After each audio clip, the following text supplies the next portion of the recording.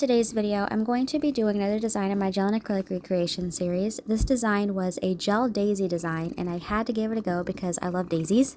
So I'm going to start off by applying a thin layer of this really pretty sheer neutral polish. All the polishes that I'm using are from Zoya, and everything will be linked in the description box below. And the polishes that I'm using I will show at the very end if you're interested in any of them.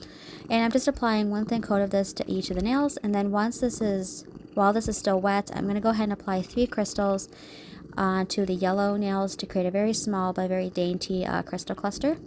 So next I'm going to stamp this daisy image with a stamping plate. Again, this will be linked in the description box below. This stamping plate is awesome. It is one of the best, or should I say the best stamping plates that I've tried for flower images. Transfers very well, and I love the images on this plate.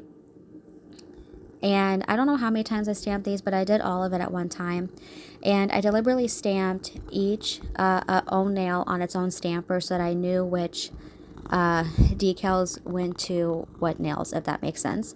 So I'm going to go ahead and take a dotting tool and just fill in each of the flowers. And I started off with a dotting tool, and then I decided to switch to the nail polish brush. You can totally do nail polish brush if you want to. Just make sure that there's not that much polish on it, because otherwise it'll create a big blob. And for really dainty images, I would highly recommend using a very fine dotting tool, because it's going to be way easier for you to, as I like to call it, color in the lines.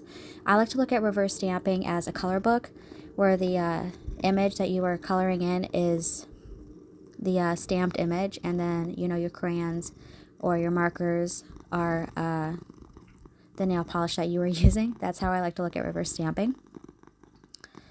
And I'm just going to go ahead and finish reverse stamping all of these. Again, I just decided to use a nail polish brush because that was a little bit easier.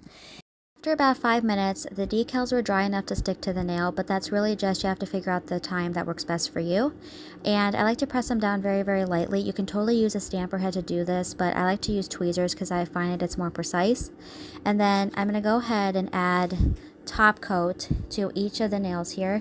When it comes to top coating a design or reverse stamped image, you want to make sure that you float the top coat, because the brush can cause the design to smear, so you want to float it. And that is all I did for this video, and all the polishes, everything, like I said, will be linked in the description box below. I'm just quickly running through here and showing all the polishes that I used, and that is it for this design.